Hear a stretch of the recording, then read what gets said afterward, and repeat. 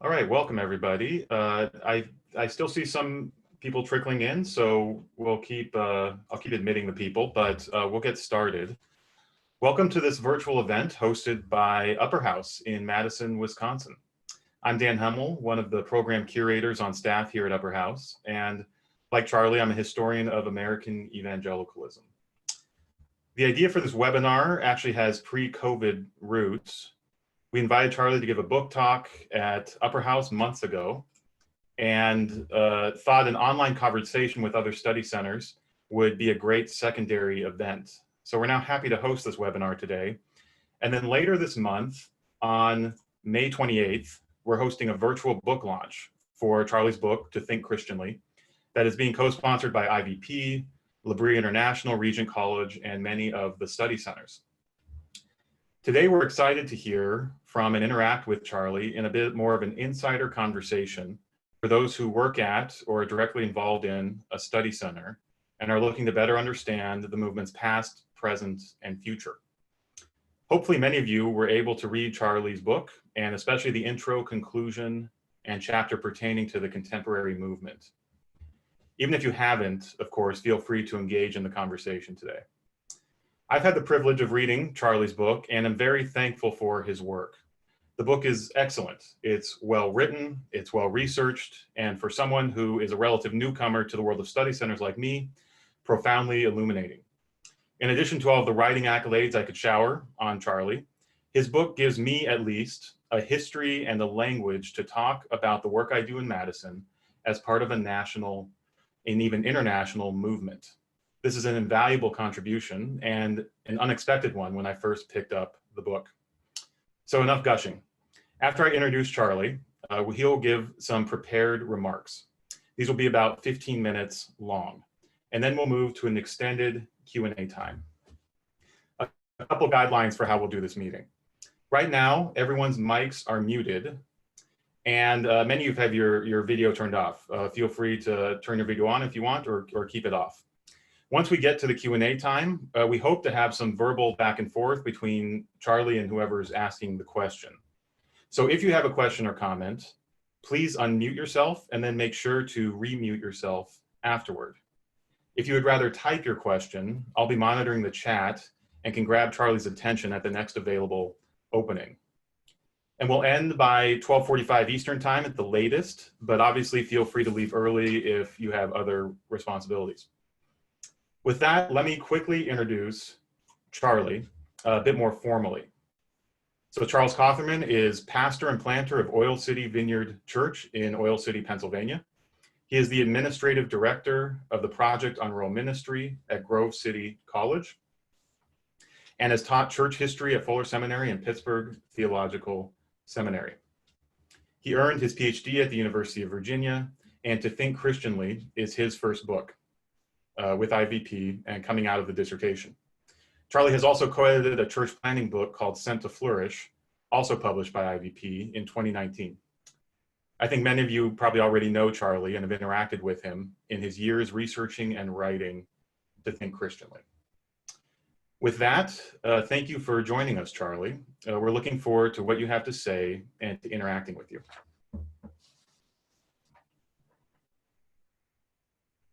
That, and if you're wondering if I'm in a tent, no, I'm in a partially finished attic, and I have 4 children below us, which I hear one crying, ages 8 to 4 months.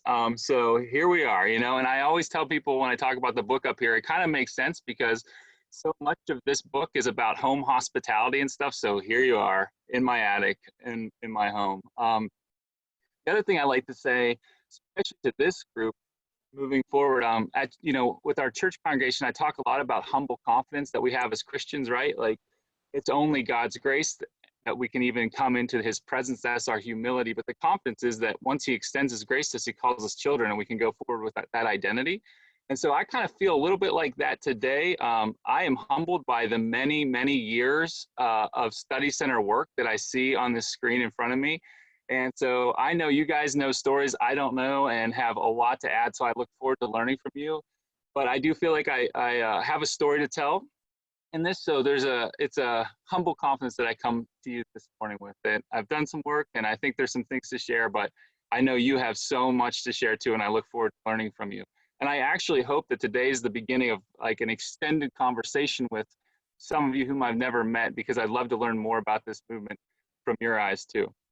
Okay, that being said, let me just tell you a little bit about some of the, I think the themes that I see running through this book, and maybe that'll be a good conversation starter, and maybe I'll end with a few things that I see being worth talking about for the future from my point of view. If you've even looked at the table of context, you know this book kind of traces one wing of the study center movement, the one that's really rooted in universities, through really the work of Francis and Edith Schaeffer at L'Abri, and then James Houston and the folks at Regent. It was a team at Regent. It wasn't just Houston. I want to make that clear. But Houston was the one that really had this vision for replication that I kind of traced in this book. So I like to tell people this isn't the full story of Regent, but it's part of the story. So we go from those two organizations that really set the tone in different ways and really work together to complement each other, into various kind of what I call second generation study centers that were influenced by either one or both of those. So the C.S. Lewis Institute, which was really envisioned to be Regent College East by Houston when he was working with Hiskey in the mid-70s. And then we have R.C. Sproul's Ligonier Valley Study Center, which is one of these study centers that's, we would probably call a destination study center, to use Drew's typology. And, R.C. Sproul was really influenced more by Schaeffer, that he didn't really have much of a Regent influence. So you see what it would look like if L'Abri were the sole or primary influence. And then we get others that were kind of influenced by both. So starting in the late 60s with the Christian World Liberation Front, moving into the Crucible and what's now New College Berkeley, you see an early Schaeffer influence merging into a later primarily Regent influence, and what that looks like. And then in Charlottesville, about the same time, in the mid-70s, we have a young man named Beat Steiner, who had been at L'Abri and had been at Regent for summer school, and was actually Houston's student assistant. And he comes back, he actually writes a paper on the replication of Regent for the 1974 Preparing for the Future conference at Regent. And he comes back and actually does that when one of the pastors in his life recommends, hey, why don't you think about doing it here? And Beat's like, yeah, maybe we should. And that's where the Center for Christian Studies starts in the fall of '75. And then the last chapter kind of brings that story up to today and talks about the early founding of the Consortium and some of the things going on there. So that's a rough outline. Some of the themes that stand out to me in the book, as I noted, probably one of the major ones is this idea that Regent and L'Abri were both very influential, and the study center movement as it stands today, at least on university campuses, has a lot that it owes to both of those movements. Just the home-based hospitality and the emphasis on locality and local communities. One of the things I say in the book is that a study center, to be a study center, can't be some like amorphous video ministry. You have to have a place that you can welcome people into. And L'Abri and Regent in its early days, when they were renting space and having big parties, and people were announcing weddings in like the faculty's dining rooms, announcing proposals, like it was very much a hospitable place too. The other thing that study centers have carried from both of these early communities was this idea that all of life mattered, a very reformed idea, Kuyperian in some ways, obviously, that like Jesus claims it all. And that means art as well as theology. That means business as well as the church. And so both of these communities really emphasize that, and that has stuck with study centers till today. So a second theme I think that shows up is just the importance of networks. I'm personally very interested in the ways in which people get connected to other people and how those connections then influence larger segments of society. And we definitely see in this movement kind of an early networking happening that becomes really important for evangelicalism, especially in the mid-70s. We have Newsweek saying 76 the year of the evangelical, Carter saying he's born again. Evangelicals find themselves suddenly in the halls of power that Michael Lindsay talks about. And it was really important that they kind of learned how to, these networks became really important, I think it's really interesting that in Lindsay's book, he says 15% of his upper echelon respondents said they had some sort of influence from either Schaeffer's books or L'Abri. You know, one of the things I want to ask later is how these networks can point to the church, you know, and maybe have some good to do in the larger church, especially within modern evangelicalism. And that's the point. By the way, one of the books that I've been in conversation with a lot lately has been this one that David's contributed to. And the chapter by James Smith at the end is really thought-provoking about how we can move out of these kind of like echo chambers of this kind of like elite evangelical conversation about the mind into more populist circles of the church that are really not having those conversations. And I think study centers can do that, and I'll talk about that a little bit more. Another theme that shows up in this is actually the importance of lay theological education. One of the things that I found is that it was hugely important for women to have access to this during this time when still many evangelical seminaries, if they would admit women at all, really treated them as second-class seminarians, wouldn't let them take homiletics and things like that. Thina Ayer's story in there about being ushered into one of the dean's offices and saying, like, you're one of 4 women on the campus of Covenant Seminary, we expect you to dress like it, is pretty telling. You know, there was just this sense in which women felt like they didn't have paths to theological education, but even places where people were against maybe women in formal ministry, you know, people like R.C. Sproul or Schaeffer that would have a view that would say women shouldn't be in ordained ministry, they would still educate these women. And then many women from there would go on and find their way into like seminary or sometimes advanced graduate school. So lay theological education was very important. The other thing about it was that it meant that all of life could really be talked about with some degree of understanding, because you had everyone from, you know, geographers like Houston, to theologians, to artists, to art historians like Hans Ruckmacher. You had architects like Bruce Wardell that helped design the study center in Charlottesville, also was involved in teaching courses there early on. So that really mattered. If you wanted the gospel to impact all of life, you had to have lay people involved because they were out there impacting all of life. Obviously, study centers were important in innovations in campus ministry.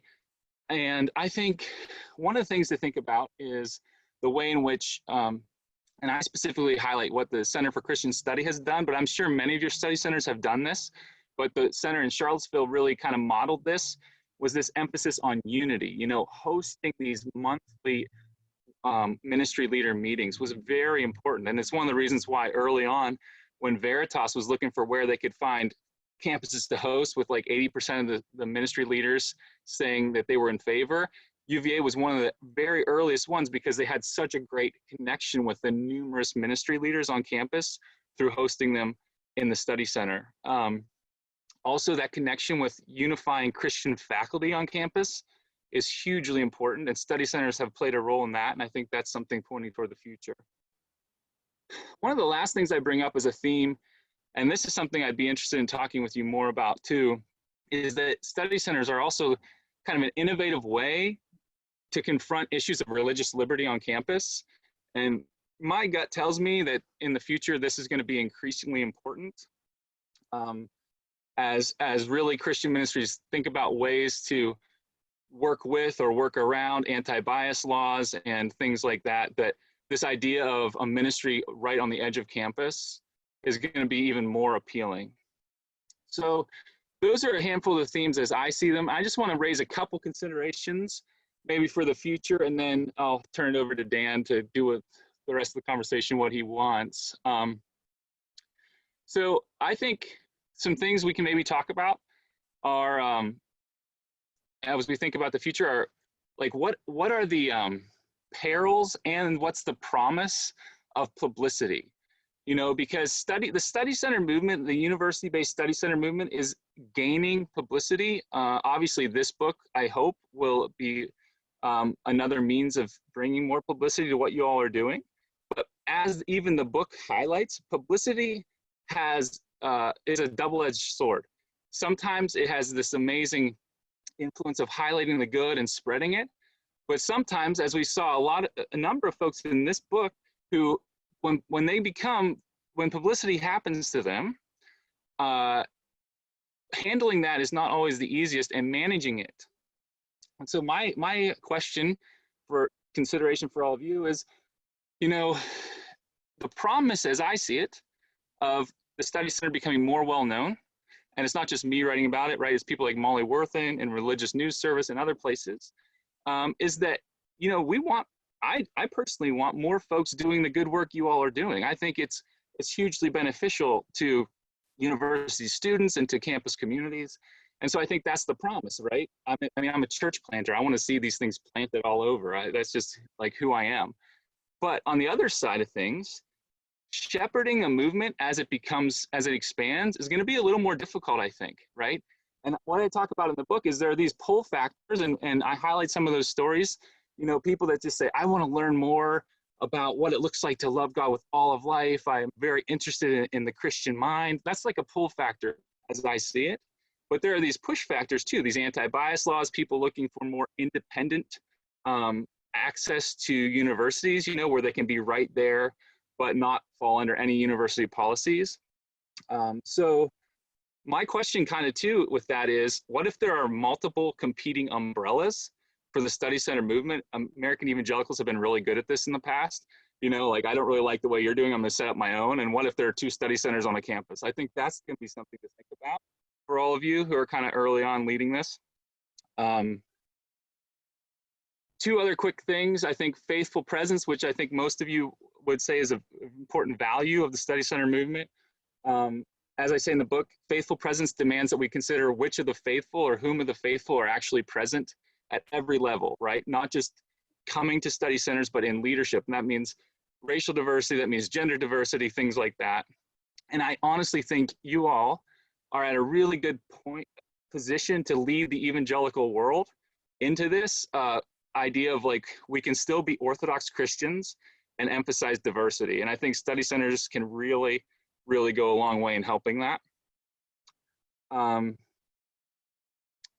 One thing I just want to bring up as a person who has grown up in rural places, I love universities, but part of that faithful presence, I think too, is where are these study centers being founded, right? And I'm interested to hear from you. Is there any intentionality around this as far as you see, so far study centers really track toward elite universities, which is great, and it makes a lot of sense. People at elite universities care about the Christian mind, they have deeper pockets. But my question is, when that happens, especially as study centers do more of their work, gear more of it toward undergrads, universities become the gatekeepers, right? So suddenly, like, a Sylvester Jacobs can't buy a one-way ticket to Europe and just go to L'Abri anymore. You have to get admitted to the university to be part of the study center. And so if that's going to be the case, that study centers are going to focus on undergrad populations, my thought is we need to have conversations about what it looks like to have study centers at, like, 2nd-tier state schools, or not flagship state schools and things like that. I think that's a worthy conversation to have.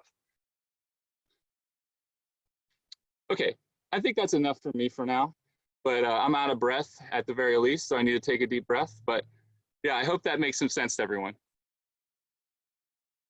Great, thank you, Charlie. Thank you for those comments. The way we'll do the Q&A, I'm looking now, there are 48 people in the meeting, so that's, you even have to, I haven't been in a meeting yet where you have to, like, click the tab thing to get to the second screen of videos of people's feeds. But that's just all to say that we will be really trying to keep the conversation controlled here to make sure that people aren't talking over each other. I'm going to start off with a question to Charlie, but then after that, just want to open it up to people who either have questions about the book, have questions about the past, present, future of the study center movement that you think Charlie could speak to. When you do ask a question, obviously make sure to unmute yourself. And then if you could just, a lot of us have our names as sort of next to our video, but if you could just tell us your name and then maybe what center or institution you're affiliated with, that might be helpful for everybody. And then we'll keep going until it feels like either we hit 12:45 Eastern, or it feels like we're wrapping up the conversation. Charlie, I'd like to start and maybe set the table a little for people who haven't read the whole book, and reiterate a couple of things you already mentioned, and particularly about the importance of space and locality to the Study Center ministry. And I just want to read the last couple sentences from the book on 270. And you conclude the book by saying, rather than seeking to develop large ministry platforms or mass produce their teachings, most study centers today are committed to much more localized relational goals attuned to nurturing faithful presence among the people and places they experience directly. In so doing, study centers provide a compelling example of embodied presence, holistic care, and open-handed hospitality that contributes to the flourishing mind, body, and spirit of those who pass through their doors and the university community as a whole. So some of the words that really stick out to me there: hospitality, embodied presence, localized, relational. These seem to be some of the real key strong points of the study center. So I wondered if you could just, I think some of your chapters really emphasize that, particularly the L'Abri chapter, the chapter on the Center for Christian Study in Charlottesville, really get at that theme. But if you could just talk a little more about how you see that as sort of the central, or maybe one of the central offerings of the study center movement. And then if you have any thoughts about, I know you don't probably want to be a prognosticator, but how we might think about that in the upcoming year, when a lot of that locality is going to be difficult to actually foster, depending on what campus you're on. It's going to be harder to do it as we've been doing it so far. So if you have any thoughts on that as well, that'd be great to hear. Yeah, thanks, Dan. I do have some thoughts on that. So as far as, the idea of locality is concerned, I think that's what makes a study center, and one of the things that every single one of the places that I detail in this book have in common early on is this emphasis on proximity, on hospitable welcome, on inviting someone into a shared space, and early on, these weren't even third places. Like, these were your home. I mean, it was as intimate as it could get for especially the Schaeffers. His office, he's upstairs in his bedroom writing all the books on his bed with little pen table. It's amazing, and so that locality, I think, just did something, that all our kind of talking head things, or videos, and even books, as much as I love books, couldn't do. I mean, it has definitely an incarnational element to it. And I think that's an important thing for study centers to hold on to. And one of the things that evangelicalism in America, being so closely linked to consumerism and celebrity culture has done, is it's made it hard to be successful at anything for very long and hang on to those things, right? Like, Schaeffer wasn't necessarily intentionally trying to cultivate publicity. Sometimes increasingly he did, but especially in the early years, he wasn't. He was simply trying to love people. They did not take out ads for people to come to L'Abri. That was by word of mouth. They thought it was a demonstration of God. So, when people would talk about Schaeffer's care for every single individual, I mean, some of them would say, like, that's because they literally prayed that God would bring the people of his choosing. And so that person, whomever it was the person God wanted there. And so they were going to care for that person like that person was the only one there. But what gets hard at L'Abri, and it's probably the best example of this, is as Schaeffer's celebrity rises, suddenly, and it's in 68, I believe, that Edith writes to their praying family that suddenly we realize there's not going to be a difference in seasons at L'Abri, that we're never going to have an off season, that it's going to be full all the time. And then within a couple more years, she writes to her praying family, and she says, and that's her prayer chain network. She writes and says, suddenly it doesn't feel like a shared home anymore. There's always someone asking a question or taking a photo. And so had become celebrities, and that changed things, right? Now, on the opposite end of the spectrum, you have Ligonier Valley Study Center, or on a different, maybe part of the same spectrum, where R.C. Sproul is explicitly made a turn because the study center was barely financially solvent for the first 5 years. And so when they hire Bob Beal as a consultant, Ligonier Valley makes an explicit turn toward videotaped ministry. And Sproul starts to list like how many thousands, tens of thousands, even up to 100,000 viewers they want to have by certain dates. And so that changes things quite a bit. And suddenly it's easier to say, oh, we're not going to have shared meals anymore. We're not going to do this. We're going to build a dormitory. And eventually they're going to move from a very unstrategic place, Stallstown, to Orlando. And they're not, they leave the study center idea completely behind. So the thing is, most people would say Schaeffer and Sproul were immensely successful, but that success cuts against the locality that the study center movement had. And so I think it's something to think about, especially as the study center movement becomes more well-known and as some of your centers become increasingly successful. How do you dig down into the local and dig down into the kind of dirt under your fingernails everyday life to love students right where you're at? Now, of course, COVID makes that increasingly impossible for most of us. Even as a pastor, I mean, I'm in a very localized small town of 10,000. I mean, I get the local side of things right now, but I'm doing almost all my talks except sermons from this attic with the church. And so I get the digital divide or the digitization that's happening right now, but that hopefully this is short term. And hopefully, we gain some tools but we don't use this as our primary way of connecting, because that would really be to lose something in the study center movement, I think. Great, thank you, Charlie. Okay, let's open it up to questions. Remember, just unmute and then let us know who you are and where you're from. But the floor is open.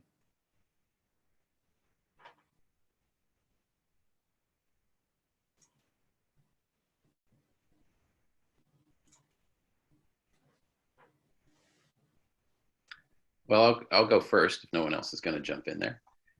Hello, everyone. My name is John Kyle. I'm the Executive Director of the Fellows Initiative.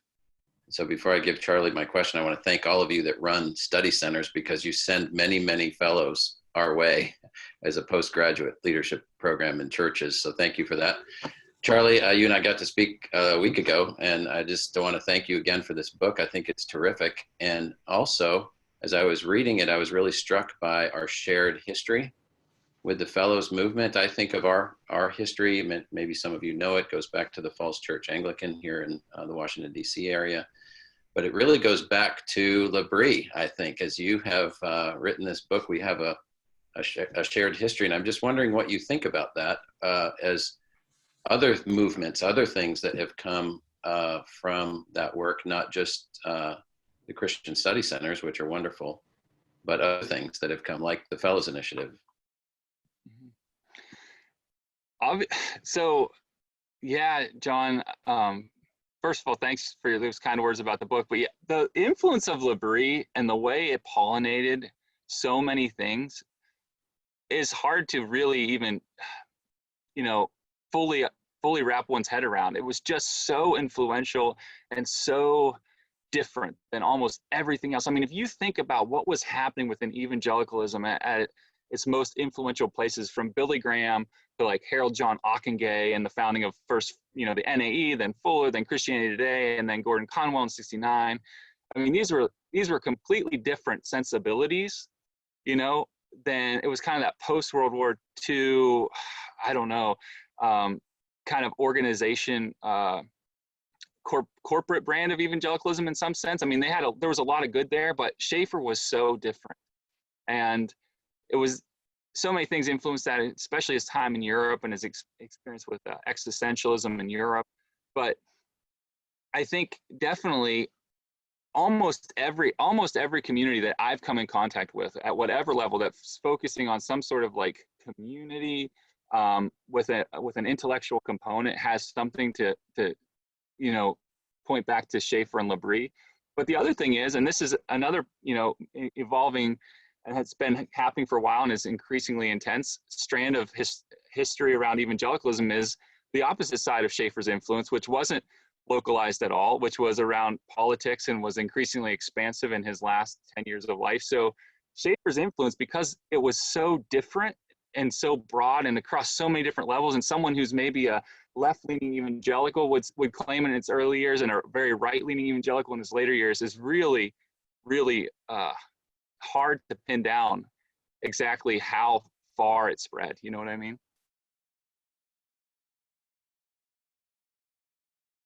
Charlie, Cam Anderson here with Upper House. In your writing and research,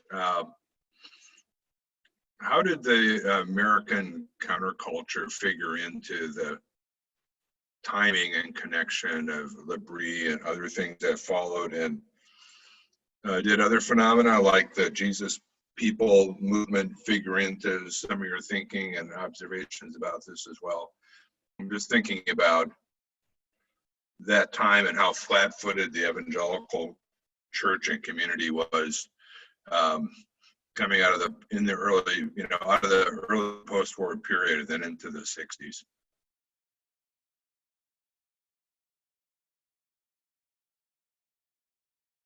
Charlie, you're muted. On one level, like this is a story of American higher ed and American culture in general, when so many baby boomers went to college and they were, rich children of plenty, as historian Grace Elizabeth Hale calls them in her book, The Nation of Outsiders. They were looking for meaning. They had time, money to burn in some ways. And so there was chance for experimentation. Think about how little freedom for experimentation maybe graduating seniors feel right now, and then contrast that with what students felt in the mid-60s. And so as evangelicals kind of got on that late, the hippie movement was basically in some ways dying out when evangelicalism discovered the Jesus movement. And it wasn't until like 72 that Christianity Today was saying that Jesus movement is like the religious fad, and Billy Graham's writing his book about the Jesus generation. But it was hugely influential in, I think, bringing Schaeffer to the world, because here's a guy who had been countercultural before it was cool. He had these bohemian sensibilities before the Jesus people, and they're like, wow, this guy's been doing it for a long time. Let's figure out what he has to say. He's inviting all people from all over the world into his house. I mean, he's like in Europe where everyone's backpacking to, and he's already there. So there was a sense in which the Jesus people found someone who was ahead of them a little bit. And yet, even though he was over 30, he could still be trusted somehow. Maybe it was the long hair, I'm not sure. But surely wasn't the knickers, I wouldn't think. But somehow he was this kind of person that Jesus people could look to as someone ahead of them. And so I think the Jesus movement did have a lot to do with it, but it was also all these people going to college and the cultural trends happening, because if you look at what happens in motivations, and this is something that Susan Phillips, actually, a shout out to Susan, brought up when I was out there doing research, if you look at long-term trends on why students went to school, 77, like almost the tail end of when these second generation study centers were being founded, was the year that it switched from kind of this desire to learn for learning's sake and personal betterment to a desire to make more money. Right. And it's because like the economics of America are changing and things like that. And so, in the late 60s and early 70s, people are willing to take a year out of their life and go to Regent College for a diploma that doesn't really mean anything in a lot of businesses, but they have time, they have enough money, they're going to go there because they kind of have this wanderlust. But that changes. And so what you see is that it was like the right movement for the right time, and Schaeffer was the right person to help be a voice for it. I have a question. Misty DeRegibus from the Executive Director of Cogito at Hampton Sydney. Can you comment more on your observations about how diversity might get complicated? I know where we are, we're also a student club, so we get activities. So we have to have student leaders as well as being a nonprofit.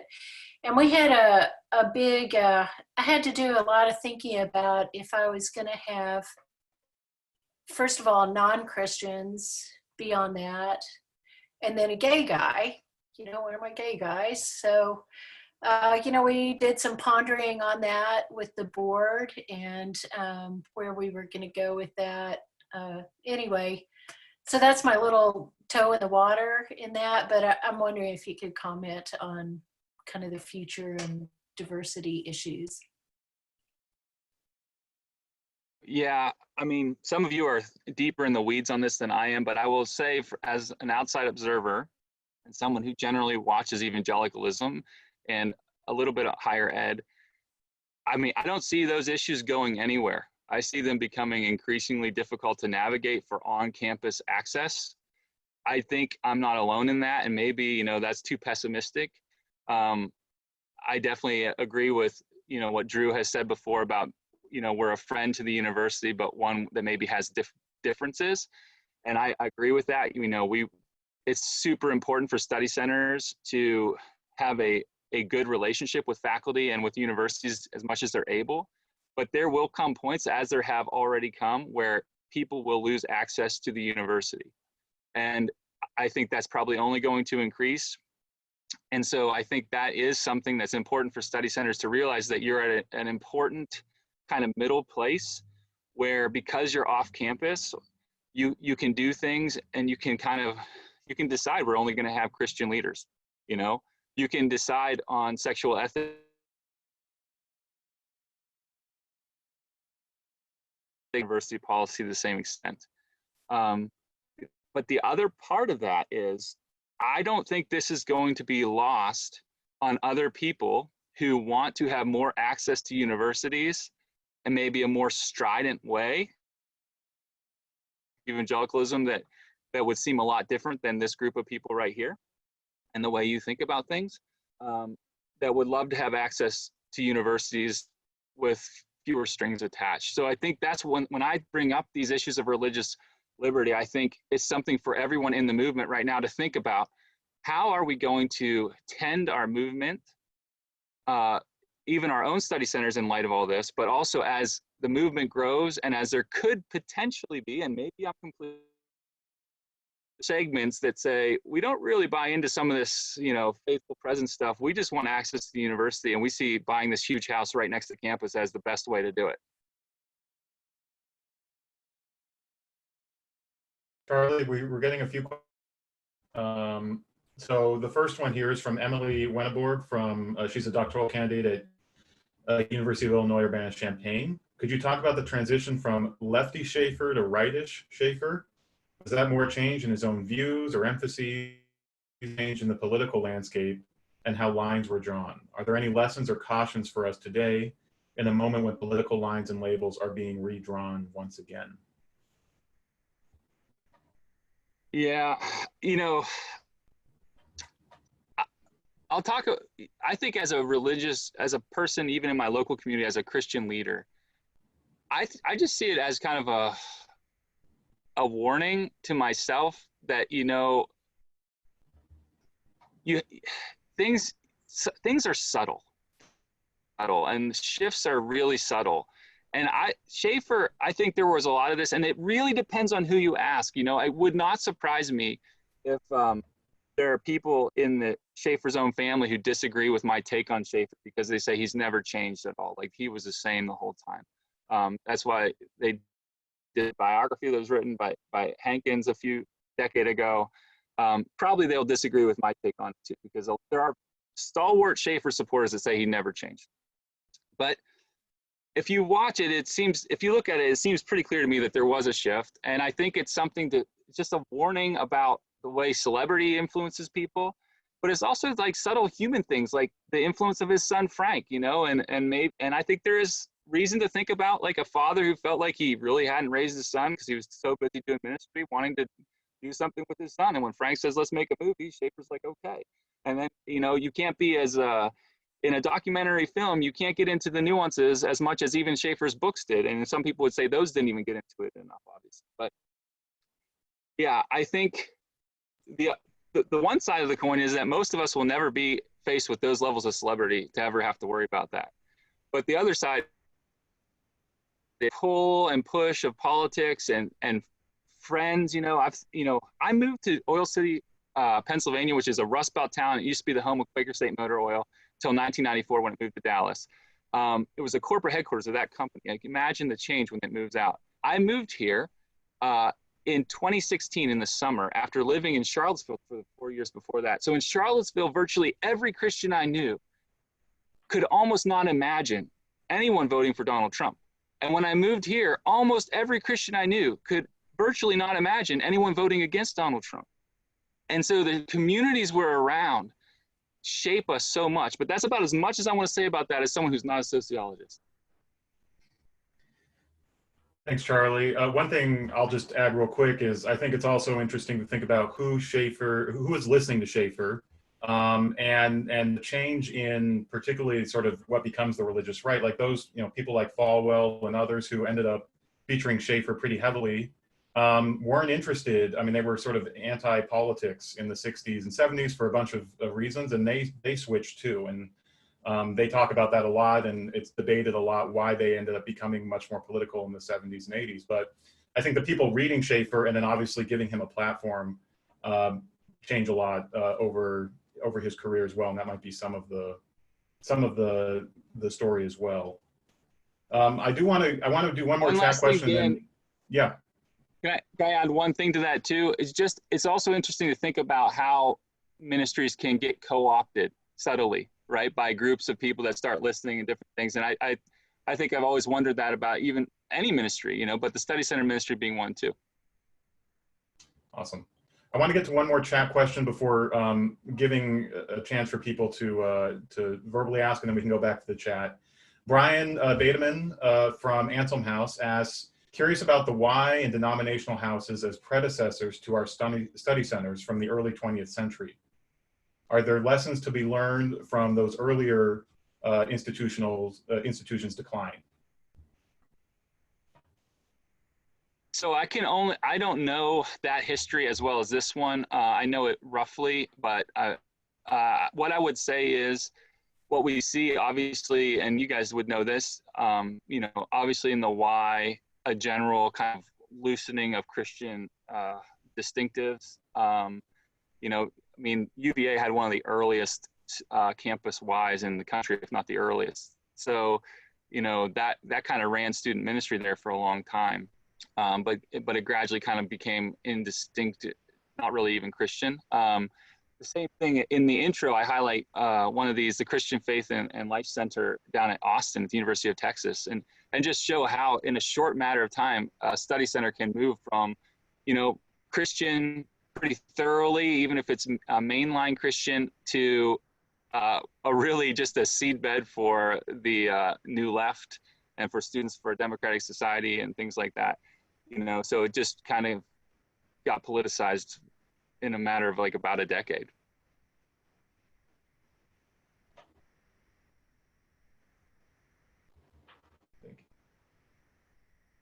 Hi, my name is Tom Foley, and I live in Charlottesville, and I lead a missions organization, and we have founded a study center in Osijek, Croatia, and our hope is our base is the Evangelical Theological Seminary in Osijek, but our base is to reach out to the local university.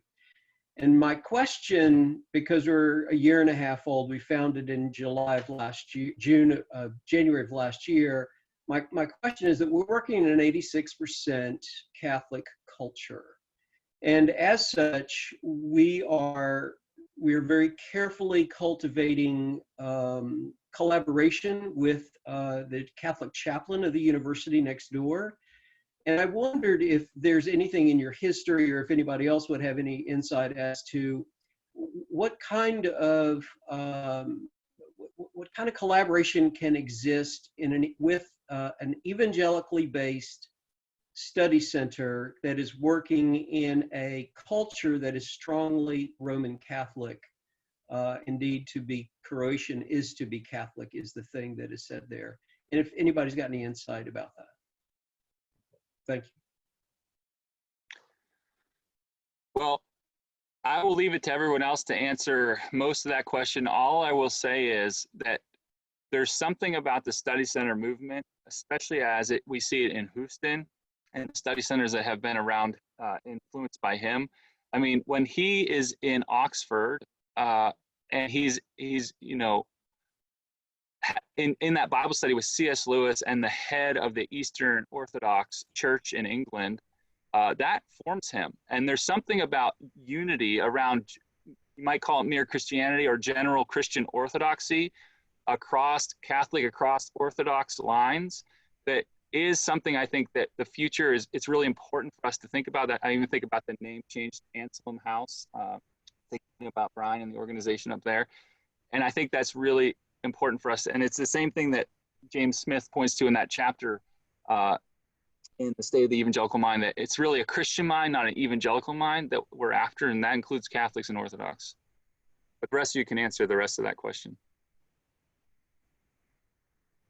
Charlie, sort of going off of that thematically, Andrew Hansen from Anselm House asks about the parallel movements in Catholicism to evangelical study centers, Lumen Christi at University of Chicago, centers at Arizona. Seems like many of these were inspired by the Integrated Humanities program at Kansas. Have you looked at the genealogy of these parallel Catholic institutions and how they're similar to, different from Regent Labrie that you've traced? Any lessons there for coordinating the movement as it grows? No, but I will look into those because that sounds very interesting. I think the one thing I took away is this idea of ora et labora, that's been part of the Catholicism and the monastic movement for a long time. I mean, that's kind of where this all goes back to in some sense. So it makes perfect sense that there would be that just wasn't the focus of my research. Thanks, Charlie. Just want to clean up in the chat. There's been some chatter after we finished talking about Schaeffer. Jim Hagan mentions his son Frankie and his influence possibly on Schaeffer, and then Drew Drew Trotter and David Beckman both echo also the rise of the pro-life concerns in the 70s as one of the things that made Francis probably feel like he needed to enter into the political sphere more than he had earlier. So just sort of wrapping up some of those comments on that question. Other questions from people for Charlie?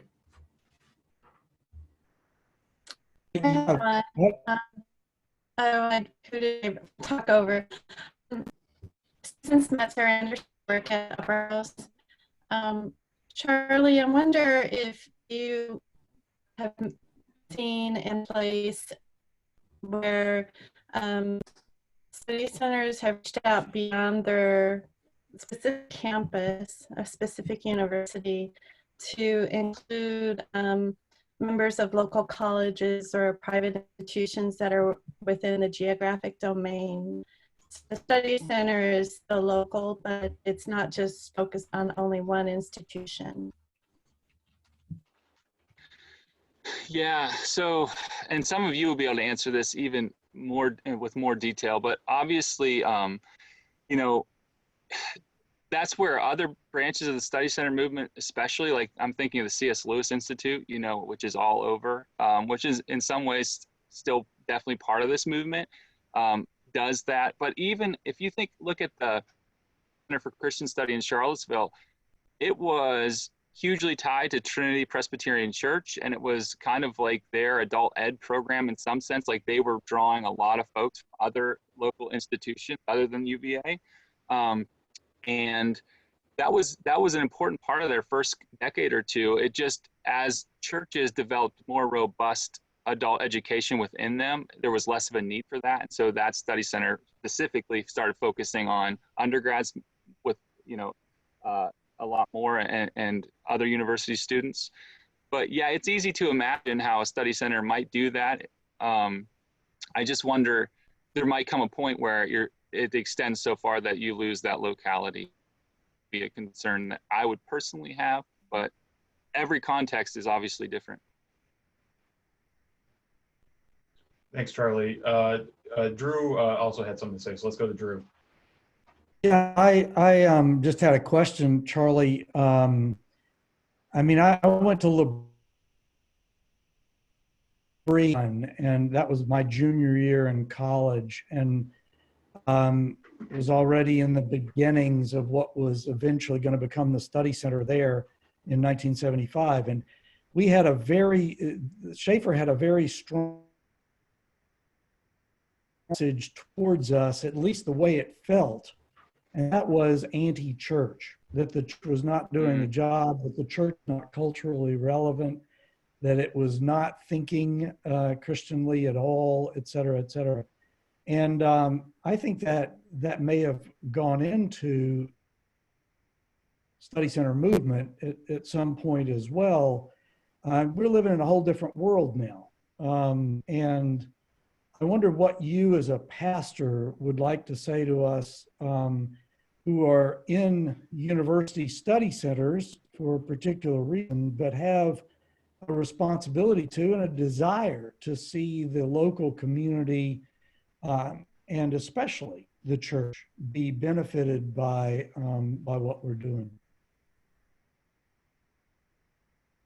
That, Drew, I think that is a really important question. And honestly, you know, parachurch ministries have always struggled with this. I think it's always a temptation to kind of highlight the faults of the church, you know, and Schaefer was definitely right about some of that when he called, you know, American evangelicalism bourgeois and plastic. I mean, he was speaking the terms of the counterculture, but he was right on some level too. But then again, he missed a lot in that too, because there were a lot of low-class churches. But yeah, I think as a pastor, my heart is that study centers. I mean, I love the study center movement. I don't think it's perfect, but none of my church isn't perfect, and none of our movements are perfect. But I love the study center movement.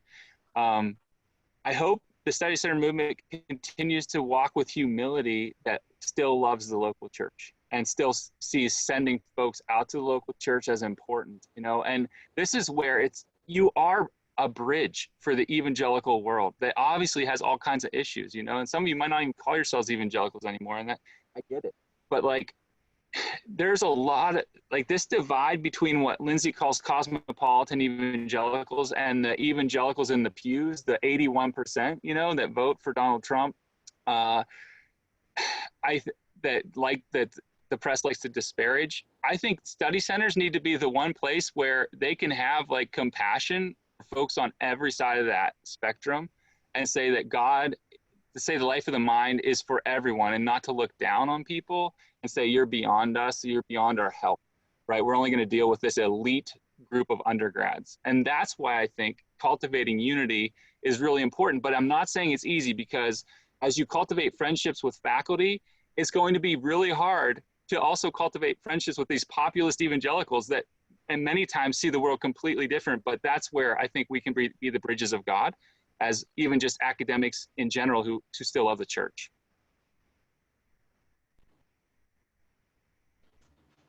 Thanks, Charlie. I have another question. Thinking back about Brian's question about the precursors, places like the YMCA.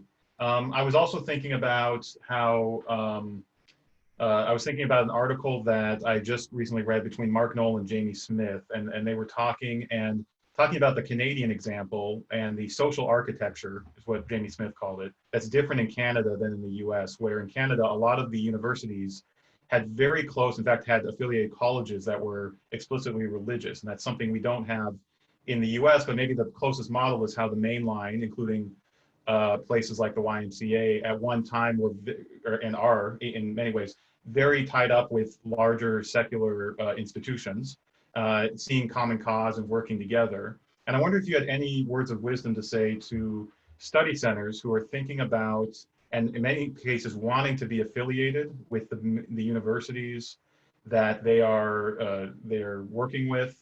And affiliation can look a lot of different ways, obviously, and it depends if it's a public or a private school and all that kind of stuff. But do you have any words of wisdom or caution about how we should think about sort of institutionally getting closer to these universities that we find ourselves at? Yeah. Well, again, some of you have thought about this for decades, but what I would say is it does take some thought, because first of all, most of the ones that I trace that try to affiliate in the United States find that the strings attached are really difficult to actually meet, you know, like library funding that an affiliate would have to come up with, you know. And now, I mean, obviously New College Berkeley is still a really great example of how, you know, now that's not a public university that they're affiliated with, but the graduate Theological Union out there. I mean, they're the evangelical voice, and it's really great that they're affiliated, but they also had to at some point cut their affiliation down because the library, paying for the library, if they were a degree granting institution, was just too cost prohibitive, right? And the same exact thing kept C.S. Lewis Institute from becoming C.S. Lewis College or Regent College East, like Houston wanted it, affiliated with the University of Maryland, because they could not pay the library fees, you know, hundreds and hundreds of thousands of dollars a year. So there are strings that come with affiliation that are difficult to meet for many study centers. Obviously, you know, there is something about the independence of a study center that's also hard to let go of with you know, uncertainties in the future. But at the same time, I mean, one thing that study centers should absolutely do is cultivate really close relational ties with faculty and with deans and with people, students, and with departments if they can. Those ties are immensely important. And I think that's where study centers can actually walk with humble confidence, knowing that study centers aren't the end all be all, but you have a purpose there. And increasingly study centers are well represented academically. I mean, how many people have PhDs and advanced degrees, you know, working at study centers? And so you're peers with the faculty in many ways.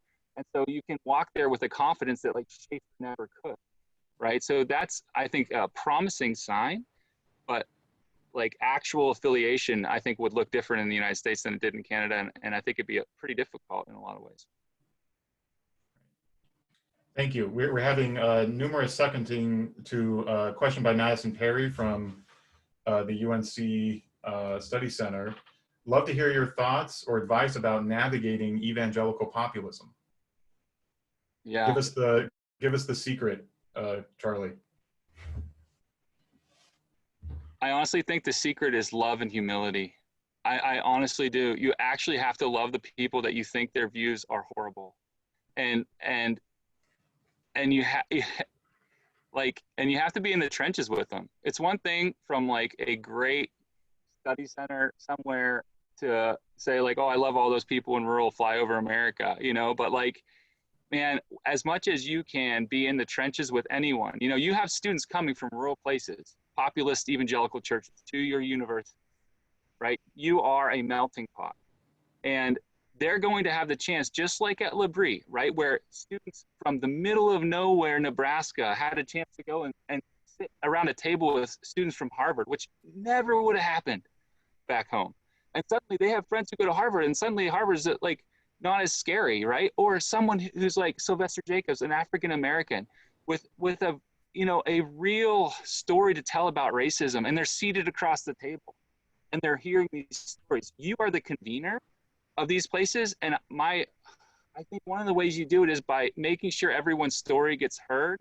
That doesn't mean they're all of equal value, but that humility, that love is so important. And I honestly think you have to think about where study centers are going, and are you actually, one of the things I write about and care about a lot is rural church planting, because for so long the church planting movements didn't even think about it.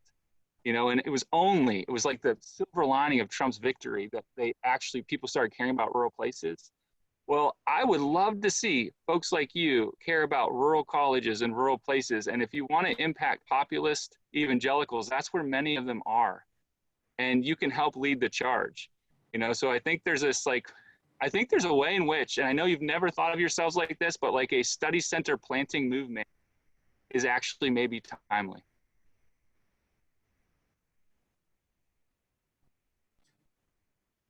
Thank you, Charlie. Other questions people have?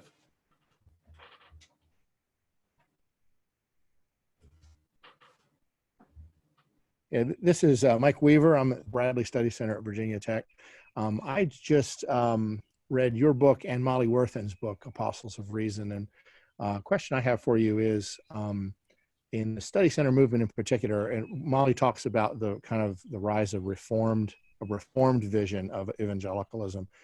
In what you looked at in these different study centers, obviously R.C. Sproul and Francis Schaeffer are very reformed, but just in the overall picture of what you saw, could you share more about a reformed evangelicalism and how it compares to other ways that people express evangelicalism? Yeah. So that reform stream is very important to the study center movement. Obviously, Schaeffer himself was deeply involved. Churches like Trinity in Charlottesville, the PCA as a denomination, obviously has been involved in many study centers. What I thought was the most telling is, as I was doing my research, I emailed Roger Olson at Baylor, whom I think of as someone who has his finger on Arminian movements. And I'm like, do you know of any of these in Arminian places? And he wrote me back, he's like, no. And I was like, oh, that's really interesting. So I'm not saying there aren't, but they don't rise to the awareness of even Roger Olson, at least a few years ago. So that's something to note. I do think it's really important, though, that the study center movement doesn't, this is too harsh of a word, but doesn't kind of become indebted or fall captive to one denomination or even a handful or even potentially one theological camp. You know, like I'm in the third wave charismatic movement in the Vineyard, and we have the Society of Vineyard Scholars, and a lot of people care a lot about the life of the mind in that movement, you know, and I'd love to see there be that kind of denominational diversity across the movement as well.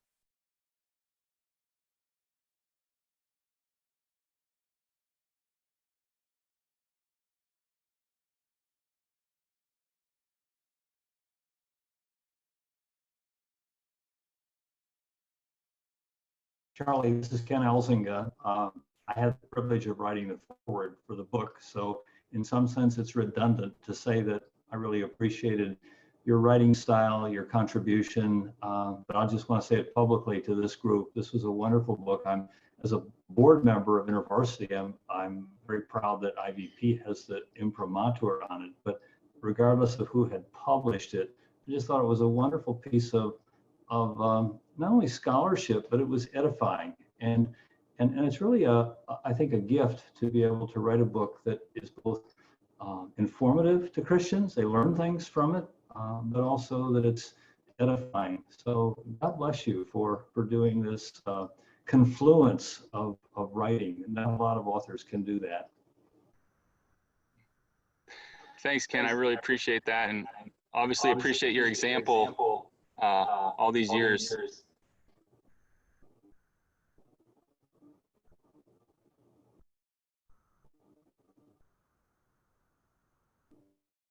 Give just one more opportunity for people to ask questions. I have one final question for Charlie, but anyone else have a question or comment?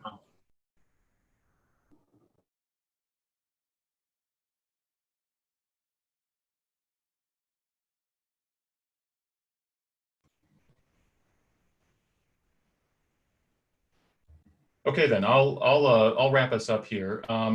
Charlie, I'm going to read a quote from Robert Elder, who's a historian at Baylor, that I just came across, and I think it gets back to that question of place and locality. But the question I want to end with is, you as a sort of a scholar of the study center movement, where do you hope to see the movement in, let's say, 5 years? That's a pretty achievable, maybe no one can imagine even 5 weeks from now, but think 5 years out and what you'd hope to see from the study center.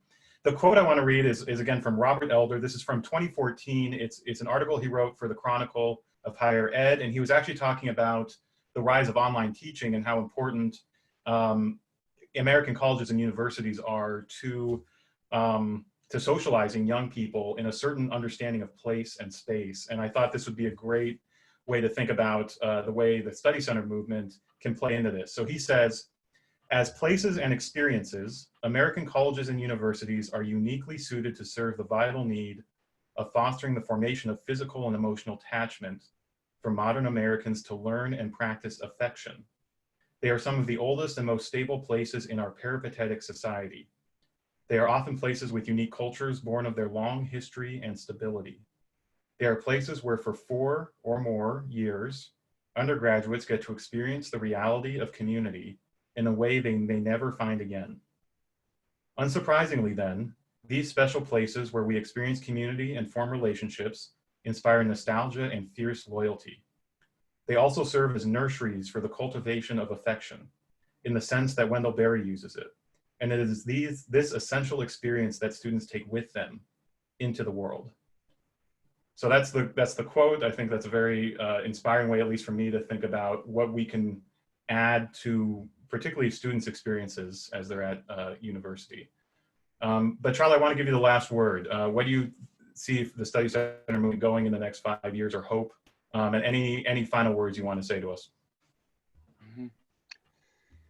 Yeah, I hope that you all keep up the good work you're doing. I think obviously the more we show the world what the breadth of Christian expression and diversity, the better, so I think increasingly, saying like we need to have diverse leadership. We need to focus on that. I think Revelation 7 is our goal, every tribe, nation, and tongue, right? That's what the world needs to see out of us. So that's something I think we can keep working on. Obviously, I know there are all kinds of forces behind that. Even as I was researching, someone's like, well, one of the reasons we have so many white males leading these is because there's a lot of white males that can't get jobs in this academic market with PhDs. And I know that's true, but I think we can model things for the world like that. And you're at a perfect spot to do it. I hope you continue to focus on local places. And, I think Houston had it right, where he was never trying to make a bunch of regents that were all connected. He was trying to pollinate with that kind of thinking in a bunch of independent places.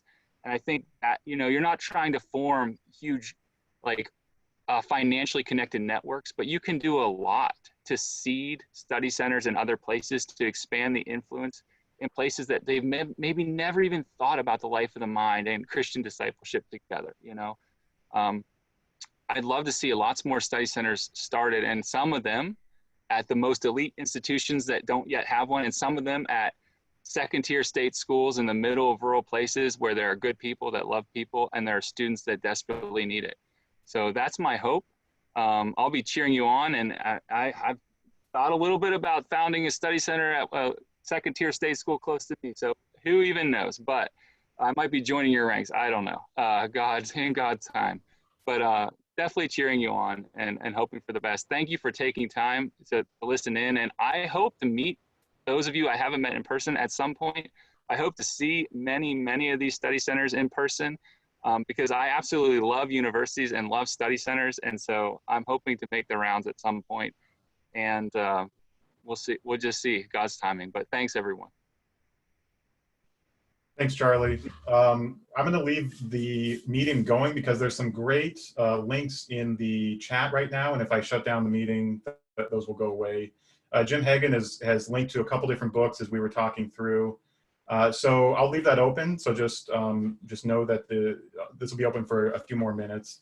And then finally, just remember that we're going to have Charlie. We're going to celebrate the book in a more public way on May 28th in a very similar format here. Though it'll be one of the more webinar formats where you can just come in anonymously and listen to the event. But John Boyd, who I see is on the call, will be interviewing Charlie for part of that. Part of that event as well, and that'll be sort of a public presentation of To Think Christianly, and trying to get the word out about the book. So thank you all for joining us, and go in peace.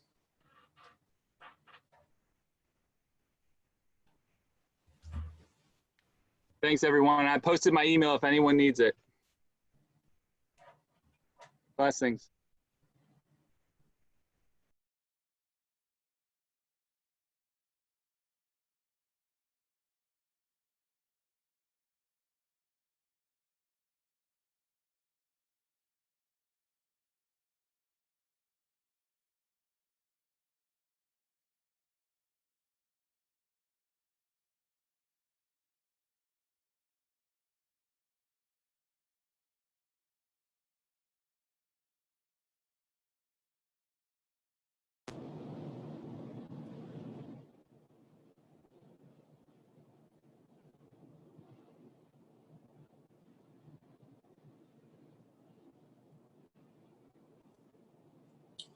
Is anyone still on the call?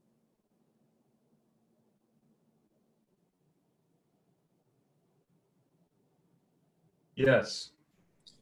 I was listening as I was driving, so I was wondering if someone might be willing to cut and paste the chat section and email it over to me.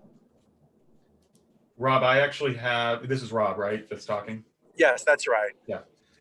This is Dan, the host. I Oh, actually hi, can, Dan. I can download the chat log and I'll send it to you. Oh, great. Oh, great. I have your Yeah, it was really fascinating. Yeah. email from, did you sign up for the, okay. Excuse me? Great. That's great. I will send you the chat log and that'll have all the chat in it. It'd be great if you send that out to all. I was trying to download it and couldn't. Okay, sounds good. I'll make sure to do that. Yeah, thanks for putting this on. I'm really fascinated to read the book, and yeah, it was nice to listen in, even though I wasn't able to see or be seen. But thank you. Thank you. Thank you for joining. Dan, could I speak into this just for a minute? Yeah. This is Rob Gregory from Bowdoin College, the Joseph and Alice McKean Study Center. Smaller group here, but just for everyone's thought. Interesting that InterVarsity would publish this book. When we opened our study center, we were an InterVarsity chapter. And the history of our beginnings was expulsion from the campus for bias policy. And my earliest discussions with Sim, what was the name of the president? I can't remember now the name of the president of InterVarsity at the time, but he said to me that we were in principle opposed to off-campus ministry as a campus ministry. InterVarsity was so committed to being on campus, and it created a problem for him to think about study centers as a way of sort of being on the edge. And you heard Charlie first comments, you're on, Charlie, speaking about edge kind of ministry. And that's all come interestingly full circle to me now in this time of coronavirus, because I'm speaking to people within InterVarsity who are admitting that essentially all of InterVarsity is now off campus. And we can be sanguine about how short that will be. I'm not so. I'm not convinced that this is really short-lived. And so it raises really interesting questions about what God is doing in the midst of efforts like ours, which is now almost 2 decades of trying to work on a very hostile college campus.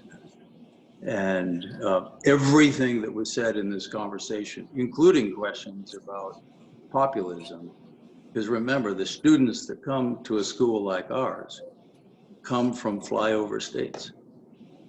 And we had an interesting interview last night with a young boy who grew up in a non-Christian home, had come to faith, trust me here, listening to Mercy Me music, you know, and trying to find a robust intellectual study of the scripture, never having experienced that before, found us.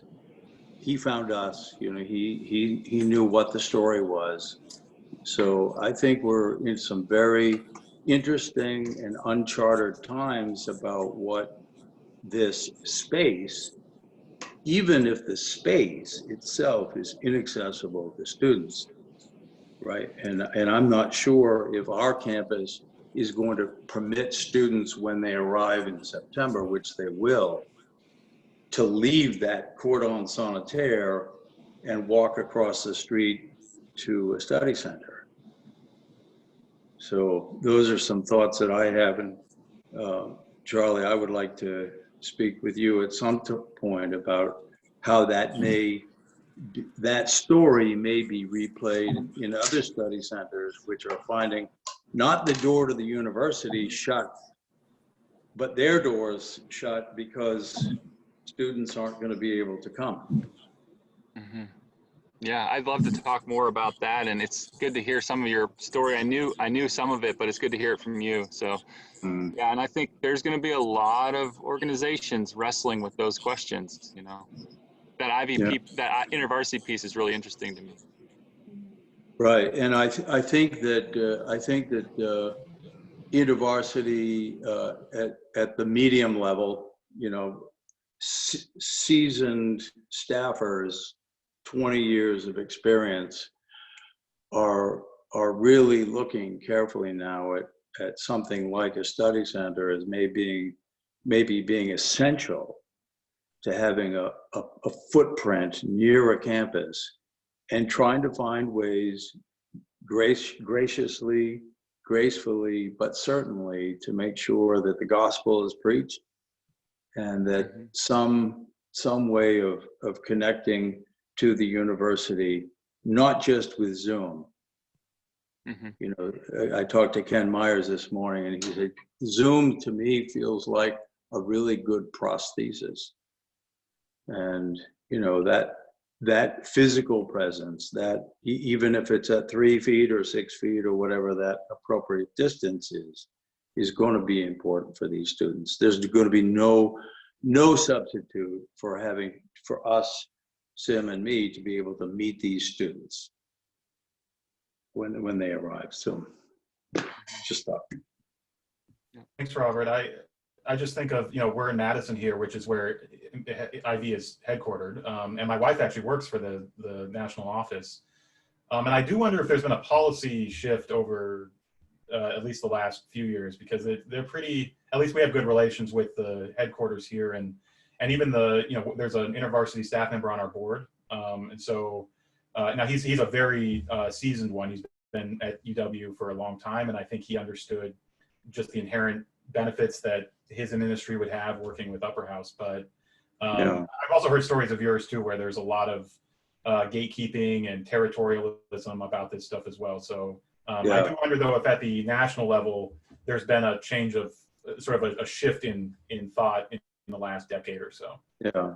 Well, by the way, it was Alec Hill who was the president at the time. And Alec was extremely gracious to Sim and me and said, you know, I can't institutionally endorse what you're doing, but personally and privately, you don't have any choice. This is all that's left to you. So I think, Charlie, there are more chapters for you to write early rather than later. I think within 12 months, there's going to be a whole things that we haven't even imagined that will be, you know, grist for your mill. Yeah. Well, and I'd love it if you all would keep me in the loop on those things, you know, because as you can maybe imagine, Oil City, Pennsylvania, I don't get a lot of cross-pollination unless it's intentional right here. So if you know anything, I'd love to know about it. Good. Dan, did you have a question for Charlie? You know, I did. I didn't want to ask this when we were in the bigger group because it's a little more specific, but if you have a minute, I'd love to get your thoughts. And I'm sorry I didn't get a chance to get through the book, so you might have addressed this, but I'm with global scholars working in a global context, and I'm wondering what you're seeing happen globally. We've been a little bit involved in the past with Drew with the study center in Kosovo. And I heard, I think Tom mentioned Croatia, but we are looking to partner globally with organizations, especially in the majority world. And do you have connections, input, insight into what's going on in that context? Not a lot, you know, other than kind of the big name ones like the first part of the Mittersail, you know, in Austria, right? And these places, and obviously places like L'Abri are still around the world. But now the one thing I will say is the person that has seemed to really continue to be connected around the world, especially South America and Asia, is James Houston. Yeah. You know, when I was out at Regent in 2015, I mean, he was in his 90s. He was getting ready to fly to Brazil for weeks, you know? So there's still a sense in which, like, Houston has not forgotten about these kind of things. And some of his work is obviously among business people, but I think there's always that lay theological, vocational, you know, study center edge. The other one is Bernie Adney is, you know, who was involved in the Crucible with the Christian World Liberation Front in Berkeley in the early 70s. He was the son of a missionary to Asia, I believe China. And he was involved on faculty at New College, Berkeley. And now he is somewhere, I believe in the Philippines or Indonesia. I don't know exactly where. He's doing something with theological education. So there are some of these kind of holdovers and ties to the world, but I don't know them extremely well. Thanks. It's helpful. All right, thanks everybody. I like having those sort of after dark continued conversation.